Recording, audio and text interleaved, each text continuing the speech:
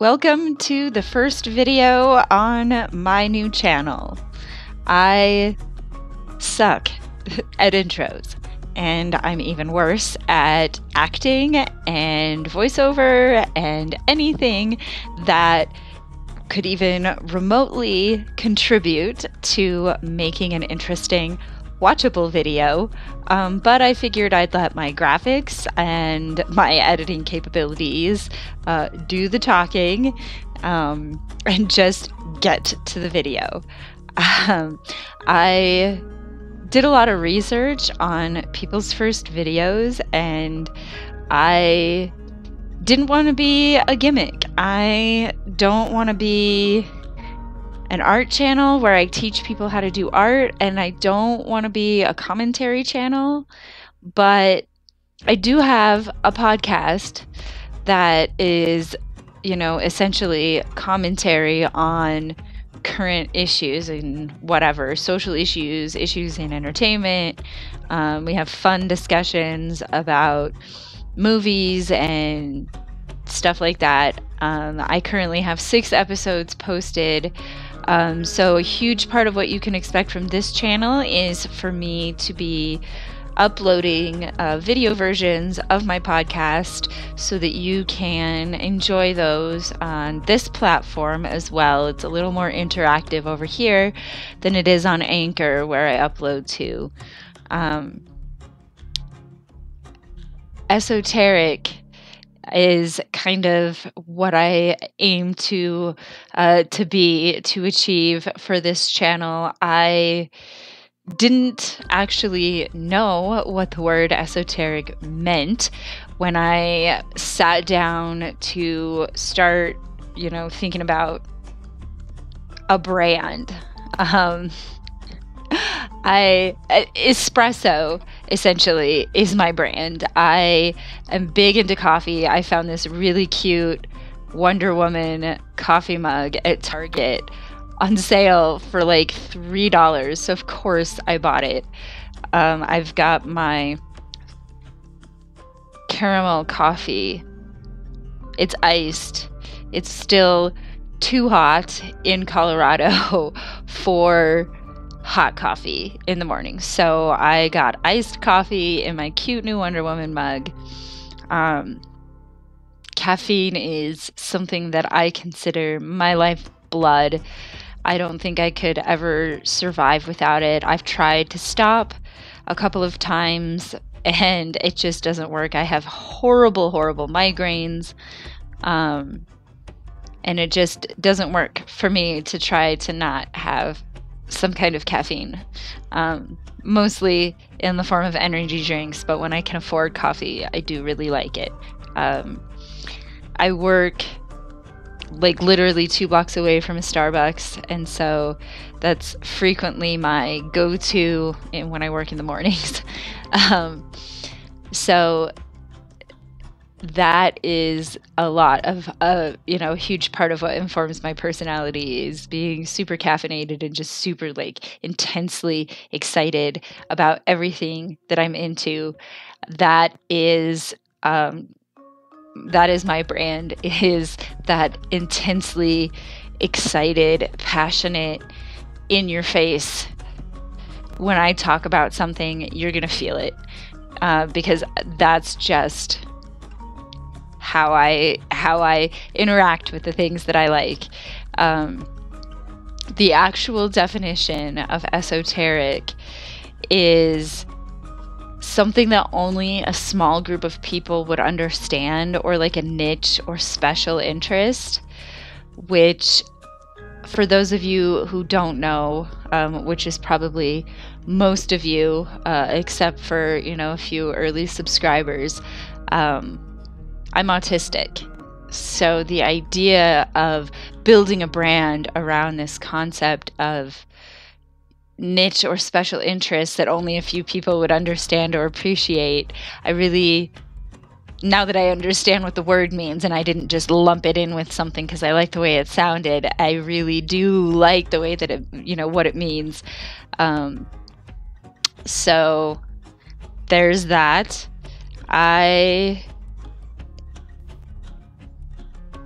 I also, I mean, I do want to talk about art a little bit. I don't want to be an art channel because I don't want people like bugging me, like, show us your art, show us, show us how you do. Like, I can't, I mean, I'm recording this on a freaking laptop webcam right now. I can't, and it's just not an interest to me. What I'd really rather focus on when it comes to my art and, the things that I do, I want to focus on the fact that I'm 37 years old. I started doing art, I started drawing anime, doodles and whatever in 2017. I started writing a book, and I decided then that I was going to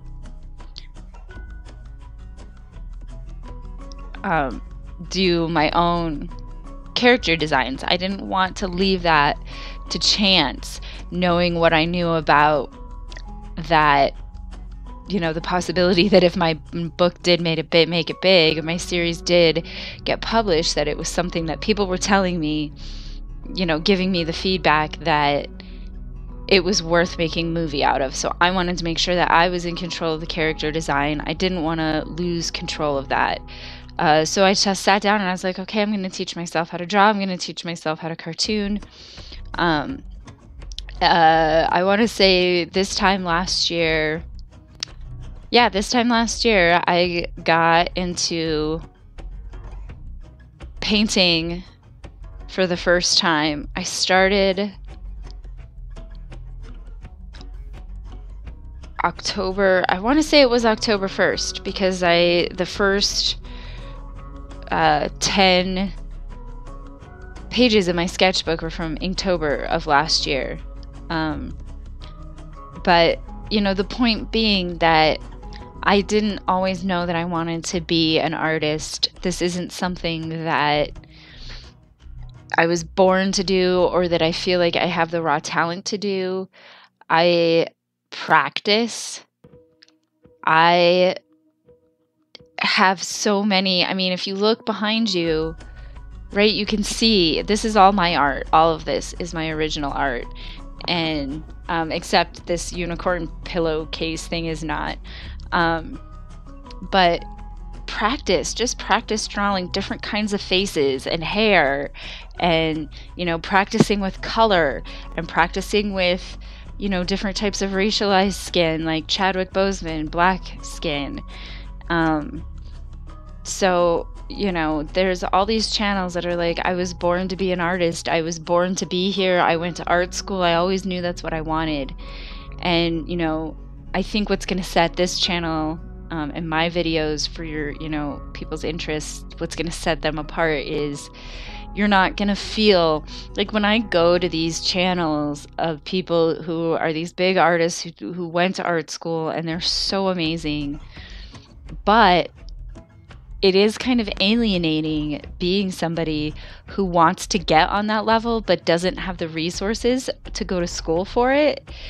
And, I think it's rather unintentional. I don't think anybody is exclusive on purpose, but it's just the nature of, you're drawn to people who understand your experiences.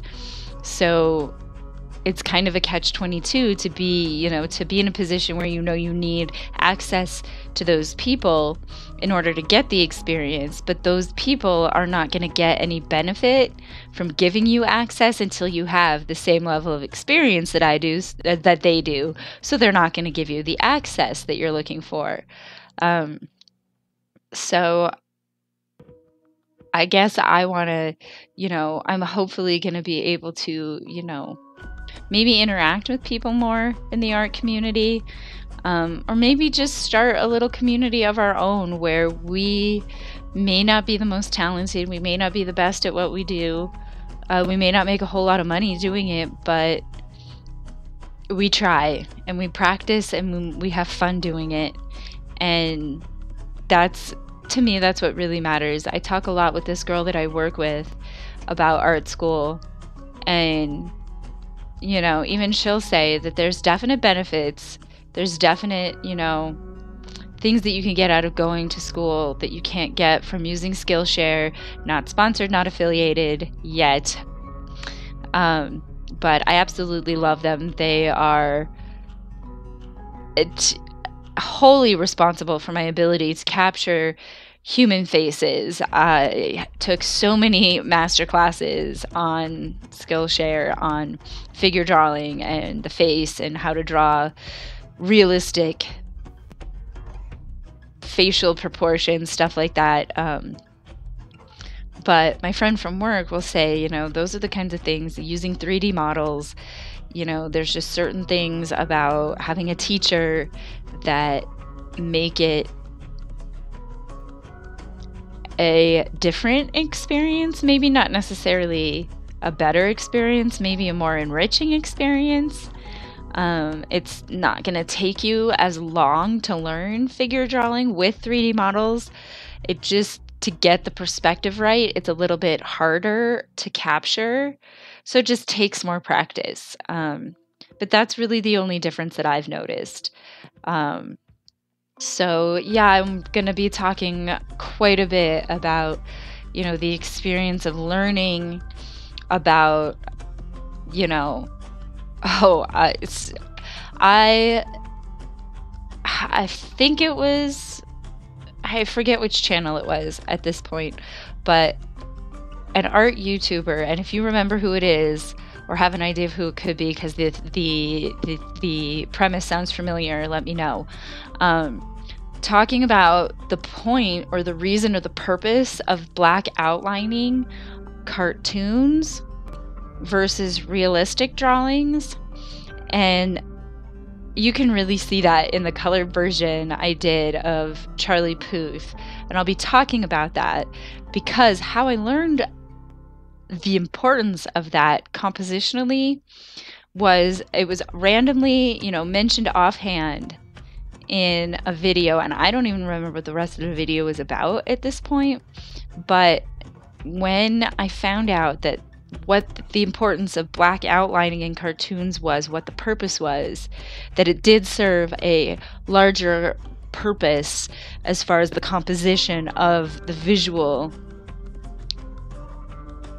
I took that as the jumping off point and then started doing more research into how, not just how to draw a cartoon, but how to fix it in a background to make it look real. So you're not going for realistic in cartoons, but you do want it to look real. You're not doing some abstract or absurd or surrealistic, you do want it to at least mimic what it would look like if it was realistic. So like, you're not doing upside down trees or, cars with feet instead of wheels. Like it's based in reality.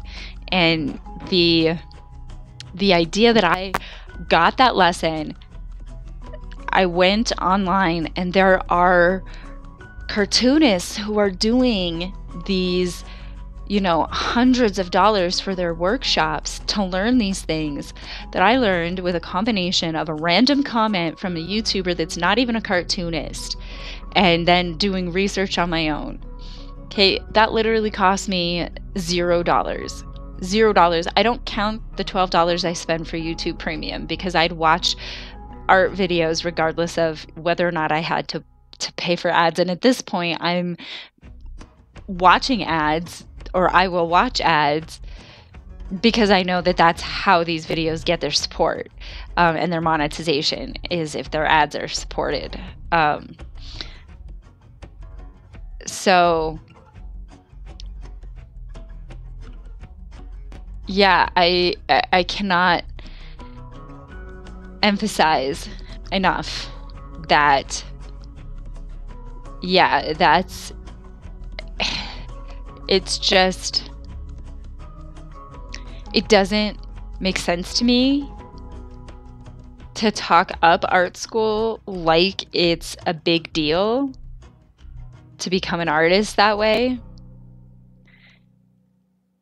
And that's, that's my journey. And so I'm hoping that part of my journey will resonate with somebody. I'm really looking for a community of like-minded. Maybe you're older like me. Maybe you came late to the craft. You haven't always wanted to be a writer. You didn't always know, or not a writer, an artist. You didn't always know how to draw. You weren't born knowing this is what you wanted to do. So hopefully in the future, that you'll find something that is worth sharing, that resonates with you. And I'm always willing to take suggestions on what you want to see me talking about also. I'm going to see how long it takes me to get this first video put together.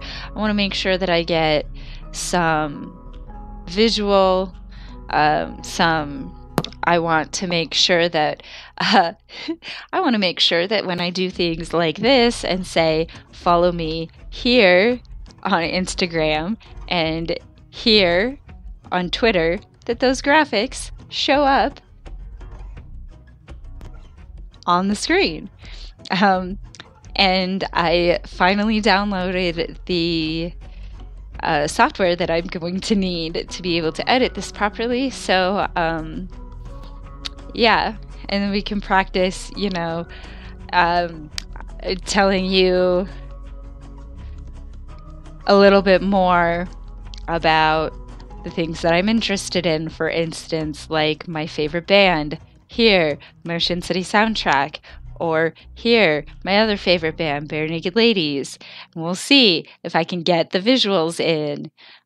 Maybe we can go over here and talk about my favorite TV show, Bob's Burgers. And maybe we go up here and talk about my favorite, I don't know. We'll put in a picture of a unicorn, favorite animal. So, once I get that figured out, how long it's going to take, I will have a better idea of what I want my upload schedule to be. I can, however, tell you that the subject of my next video is going to be, I'm not going to comment on, how I feel about the current whatever about Inktober. I have opinions about it that I might share if you ask. If you ask nicely, give me likes on this video, subscribe to my channel, and I might be so inclined to share that. But I don't want to come out right off the bat with with that kind of thing. It's going to be hard enough getting people on board with the opinions they're going to find in the podcast. And speaking of which, the podcast does have a weekly upload schedule, so those videos will be uploaded probably Saturdays if I maintain the current schedule that I have at my job right now. So do keep an eye out for those. But the subject of my next video is going to be, instead of doing Inktober this year, I decided to make my own 31-day art challenge. 31 charcoal sketches in 31 days. Charcoal for me is a medium like pastels. It's more like paint than it is like pencil, like graphite. So this was a big freaking deal to me. And now that I am going to be on YouTube as a platform for my ideas, I thought it would be even more fun to go into my subscriptions and find 31 of my favorite YouTubers and do their portraits, kind of as an homage to this crazy, weird little messed up community that we're all a part of, because one day we all decided we liked the attention that we get from having videos online. I am subscribed to channels that, that range from, commentary channels like D'Angelo Wallace and iNabber and James Marriott, to art channels like Super Ray Dizzle, Chloe Rose Art, Jazza, to I follow the family of game theory, food theory, film theory. I found MatPat through Foot of a Ferret, which is sort of a combination commentary channel, YouTube historian. And, part of what I am really into, as far as what I want to do with my channel is just there's a lot of drama on this platform. And there's a lot of people who would rather tell you what they hate about people than tell you, what they love about people or what they love about themselves. Like that's a huge part of what draws me to D'Angelo as a commentator. He's got confidence coming out the ass, and whether he really feels it or not, the fact that he is able to get on his screen and like pretend like he is, even if he's not, is gonna give so many people the confidence that it takes to stand by their convictions. The whole reason why people listen to D'Angelo is because he is so confident. Not just in him, in the things that he says, but in himself. It's really hard not to take him seriously and not to just be like, oh yeah, absolutely, you're right, because he speaks with such conviction and such eloquence and brilliance. And that's him being a criticism channel, like engaging in criticism while still managing to have such a positive impact. It's not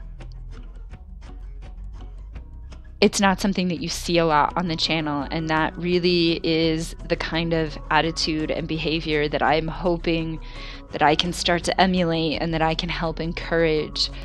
I'm not here for drama.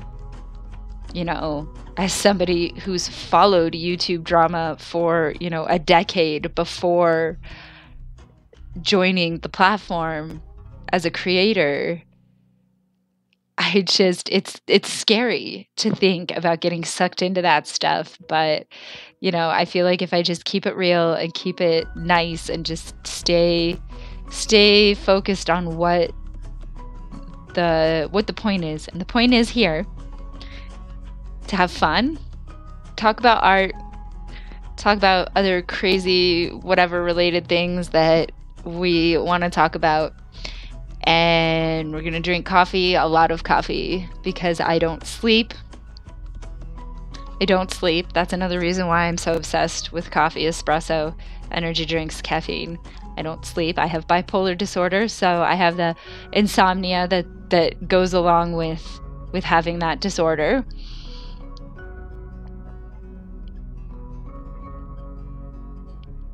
And I also have fibromyalgia. So a lot of times I will wake up out of a dead sleep like somebody just punched me as hard as they could. And so lots of coffee, lots of caffeine, lots of fast talking, blah, blah, blah, blah, blah, blah. So we are looking at about 25 minutes for this video. In case you were wondering where to go, for your reference, when you let me know how long you want my videos to be. I am going to dip out. I'm going to see how it does, how it goes editing this. See how the microphone works. I got this really crappy old Xbox headset.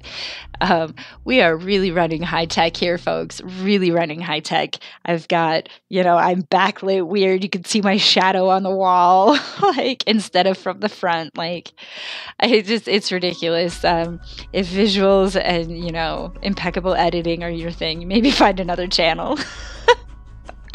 But anyway, that being said, I appreciate everybody who is going to join me on this crazy ride that we're starting together here. Let me know anything you want to see in the comments. I'm going to link all my social media in the description. Please follow me everywhere you can. That's the best way to keep up with my upload schedule, anything that's coming up on the podcast, all of that. I hope everybody is staying safe, wearing your mask, social distancing, not going to parties, all that. You know the drill. Everybody's talking about it. And the other thing I want everybody to do is get the frick out and vote. Vote in November like your life depends on it. I don't care who you're voting for. At this point, I'm not trying to convince anybody not to vote for Joe Biden anymore. I don't care. That's not the point. The point is, if you are going to if you're going to vote, please go vote. Biden, Joe Jorgensen, Howie Hawkins, Gloria La Riva. There's so many candidates. Vote for Joe Biden, but just vote and show this administration that we are not going to go silently, that they can't just say, oh, we might cancel an election or get rid of the ballots and that's it. Please. I have an ad in my podcast where I tell you where you can go to learn about voting down ballot, learn about your local elections. That's where it starts. That's where the progress starts. That's where the change is going to start, is if you figure out how to get it changed at the local level, how to vote in progress at the local level. That's what's really going to make a difference. So that being said, I am gonna head out, and I suck at outros just as much as I suck at intros and anything like acting or anything like that. So I'm just gonna say I will see you in my next video and edit in something that makes a little more sense.